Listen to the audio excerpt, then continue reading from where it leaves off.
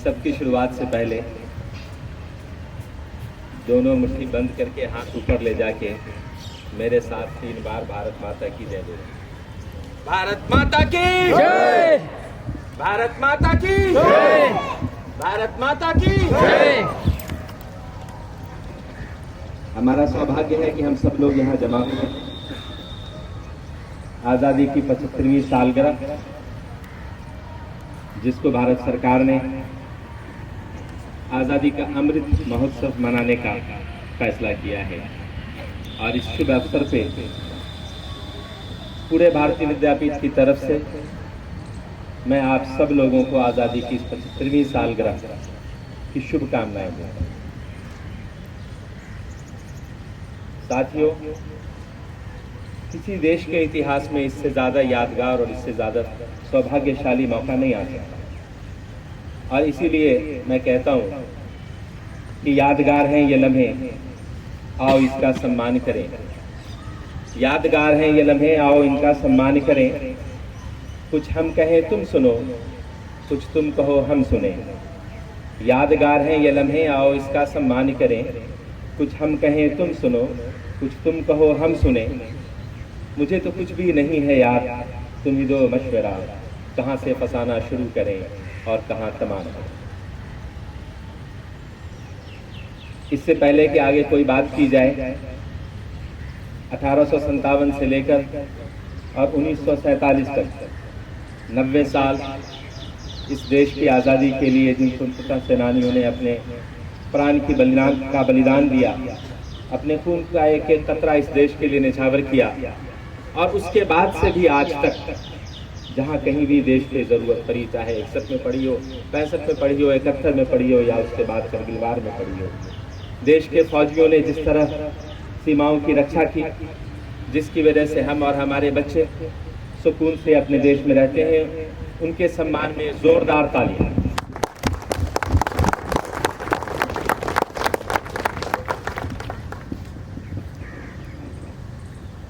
हमारा हमेशा का ये प्रोटोकॉल रहा है कि जब नेशनल फ्लैग अनफर्ल किया जाता है, राष्ट्रीय गीत गाया जाता है, तो हम सावधान मुद्रा में खड़े होते हैं। ये इसलिए नहीं खड़े होते कि हम ये बताने की कोशिश करें कि हमारे सावधान मुद्रा में खड़े होने से राष्ट्रीय गीत का या हमारे नेशनल फ्लैग का सम्मान बढ़ रहा। अगर ये हम में से कोई सोचता तो शायद उसकी भूल है। ऐसा करके हम अपने आप को गौरवान्वित महसूस करते हैं, ऐसा करके हम अपना सम्मान बढ़ाते हैं। भला उस तिरंगे की शान सिर्फ हमारे सावधान होकर खड़े होने से कैसे बढ़ सकती, जिस तिरंगे ने ब्रिटिश एम्पायर जैसे हुकूमत से, जिनके बारे में कहा जाता था कि अगर एक तरफ सूरज ब्रिटिश एम्पायर में उगा होता है तो दूसरी तरफ रात होती है और दूसरी तरफ जब दिन होता तो फिर पहली तरफ रात होती है, यानी पूरे किंगडम में कहीं सूरज डूबता नहीं था। उस साम्राज्य से भी इस तिरंगे ने अपनी शान मनवा ली और घुटने टेकवा दी। लेकिन हमें आज ये याद करने की ज़रूरत है कि जब अंग्रेज़ों ने अपनी गुलामी की जंजीरों में इस देश को जकड़ लिया और फिर ये मुश्किल हो गया कि हम आज़ादी की सांस इस आज़ाद हवा में ले सकें, तो लोगों ने अपने जान माल, अपने बच्चों, अपनी रोज़गार, अपनी ज़िंदगी से ज़्यादा ज़रूरी ये समझा था कि हमें अपने प्राण का एक एक कण, अपने खून का एक एक खतरा अपनी देश को आज़ाद कराने के लिए, अंग्रेज़ों से उस गुलामी की जंजीरों से आज़ादी हासिल करने के लिए हमें निछावर करना है। हम सब लोगों ने पढ़ा है इतिहास। अगर इतिहास आप पढ़ेंगे तो आपको पता चलेगा छिटपुट छोटी मोटी लड़ाइयाँ जो आज़ादी के स्वतंत्रता संग्राम के लिए 1857 से पहले हुई, उनको अगर छोड़ भी दिया जाए तो जो 90 साल की तारीख हमारे सामने आती है वो अपने आप में ऐसी तारीख आती है जहां आपने कभी नहीं देखा होगा कि किसी अंग्रेज़ फौजी के जुल्म के आगे किसी हिंदुस्तान के आज़ादी के सिपाही ने घुटने टेके हो। अगर गोलियां आई हैं तो स्वतंत्रता सेनानियों ने अपने सीने पे खाना पसंद किया, अपने पीठ पे नहीं। अगर अंग्रेज़ों के फौजियों के घोड़े आए तो उनके टापों के नीचे कुचल जाना पसंद किया, लेकिन भागना पसंद नहीं किया। अगर किसी वजह से कोई और जुल्म ज़्यादती सहनी पड़ी, यहाँ तक कि गुलामी की जंजीरों से जकड़ी हुकूमत ने जब फांसी के फंदे लगाए स्वतंत्रता सेनानियों को लटकाने के लिए, तो लोग खुशी से हंसते हुए उन फंदों को चूम लिया और अपने देश पे निछावर हो गए। ये हमारी स्वर्ण तारीख है, ये हमारी वो गोल्डन मेमोरीज हैं जो हमें हमेशा स्ट्रेंथ देगा, जो हमें हमेशा करेज देगा। जब 15 अगस्त आता है हमें इन सब तारीखों को याद दिलाता है, सिर्फ इसलिए लेकिन दोस्तों याद नहीं दिलाता कि हर साल 15 अगस्त या 26 जनवरी को हम अपने व्हाट्सएप का डीपी बदल लें या तिरंगा फहरा दें। डीपी बदलने से या डीपी लगाने से और तिरंगा फहराने से शायद हम देशभक्ति सोच रहे कि देशभक्ति का हम नमूना पेश कर रहे या हम राष्ट्र निर्माण कर रहे। मेरे दोस्तों, इससे सिर्फ राष्ट्र निर्माण नहीं होगा। इस राष्ट्र निर्माण के लिए हमें अपने आप को ऑनेस्ट होना पड़ेगा। हमारे साथ जो जिम्मेदारियां मुंसलिक हैं या हमारे ऊपर जो जिम्मेदारियां हैं उनका निर्वहन सही से करना पड़ेगा। अगर से इतना ही आसान होता देशभक्ति और इतना ही आसान होता राष्ट्र प्रेम, तो 1857 से लेके 1947 तक और उसके बाद के दिनों में लोगों को अपनी जानें न देनी पड़ती।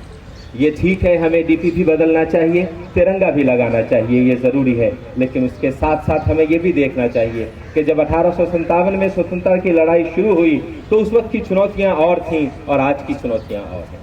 उस वक्त ये ज़रूरी था कि हमें एक पॉलिटिकल इंडिपेंडेंस मिल सके, लेकिन आज इस बात की ज़रूरत है कि बहुत सारी और चुनौतियां जो हमारे सामने घिरी पड़ी हैं, हम उन चुनौतियों से कैसे निपटेंगे। हम उन चुनौतियों से निपटने की ज़रूरत है। आज आप समाज में इधर और उधर देखें, हमें आज इकोनॉमिक इंडिपेंडेंस की ज़रूरत है।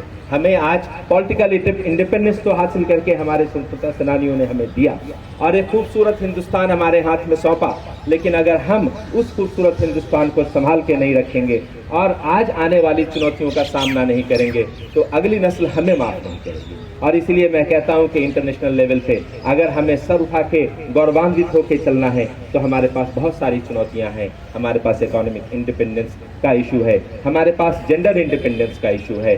आज भी हमें ऐसा लगता है कि अगर कोई भाई अपने बहन को किसी लड़के से बात करते देखे तो वो उसे हड़काने लगता है, डांटने लगता है, लेकिन अगले दिन शाम को वो खुद ही अपनी गर्लफ्रेंड के किस्से हंस हंस के अपने घर में सुनाता है। क्या यही समाज हम समाज बुनियाद डालने की कोशिश कर रहे हैं? हमें महिलाओं का सम्मान करना भी सीखना पड़ेगा। हमें बहुत सारी ऐसी चुनौतियां हैं, जैसे समाज के अंदर हमारे पास कल्चरल इंडिपेंडेंस की ज़रूरत है, हमें सोशल इंडिपेंडेंस की ज़रूरत है, हमें लिंग्विस्टिक इंडिपेंडेंस की ज़रूरत है, religious and caste and creed based independence की ज़रूरत है। ऐसे बहुत सारे मसाइल हैं जो हमारे सामने हैं और इन सब के निर्वहन के लिए आप सब लोगों का कंट्रीब्यूशन चाहिए। हम जिस भी क्षेत्र में हैं, अगर उस क्षेत्र में अपने कंट्रीब्यूशन को ढंग से करें, प्रोबेबली इसकी शुरुआत सिर्फ इस बात से हो सकती है कि हम लोग जिस काम में हैं, जो जिम्मेदारियां हमें मिली हैं, अगर उन जिम्मेदारियों में हम काम चोरी न करें, उन जिम्मेदारियों का हम सही से निर्वहन करें, तो सच्ची देशभक्ति की मिसाल पेश की जा सकती है और राष्ट्र निर्माण में हमारा छोटे से छोटा कंट्रीब्यूशन भी राष्ट्र को बड़े से बड़ा और ज़्यादा से ज़्यादा गौरवान्वित कर सकता है। और इसीलिए मैं कहता हूं कि वक्त कम होता है, काम ज़्यादा होता है और इस थोड़े वक्त में हम सब की जिम्मेदारी है कुछ न कुछ करना। और इसीलिए कहा जाता है कि कल न हम होंगे न कोई गिला होगा, कल न हम होंगे न कोई गिला होगा, बस सिमटी हुई खट्टी मीठी यादों का एक सिलसिला होगा। कल न हम होंगे न कोई गिला होगा, बस सिमटी हुई खट्टी मीठी यादों का एक सिलसिला होगा। जो भी वक्त मिला है आओ अच्छा कुछ कर गुजरें, जो भी वक्त मिला है आओ अच्छा कुछ कर गुजरें, जाने कल तकदीर का क्या फैसला होगा। इन्हीं शब्दों के साथ कि हमारा देश महान था, महान है और महान रहेगा। हमारा देश महान था, महान है और महान रहेगा, लेकिन हमें ये याद रखने की ज़रूरत है कि सिर्फ भारतवासी ही क्यों जय हिंद कहेगा, पूरा जहां हमारे काम की अच्छाइयों से, हमारे गौरवशाली इतिहास को देखकर, हमारे गौरवशाली प्रेजेंस को देखकर, हमारे प्रेजेंट को देखकर हमें हमारे देश के लिए जय हिंद कहेगा। यही हमारी कामना है, यही हमारी शुभकामना है। जो देश हमें खूबसूरत मिला उसे हम अच्छे से अच्छा खूबसूरत बनाकर पेश करें। और यही वजह है कि इकबाल जैसा शायर भी ये कहने पे मजबूर हो गया था कि सारे जहां से अच्छा हिंदुस्तान हमारा, हम बुलबुलें हैं इसकी और ये गुलसितां हमारा। Thank you so much and आज़ादी का Amrit Mahotsav. Wish you all the best, God bless you.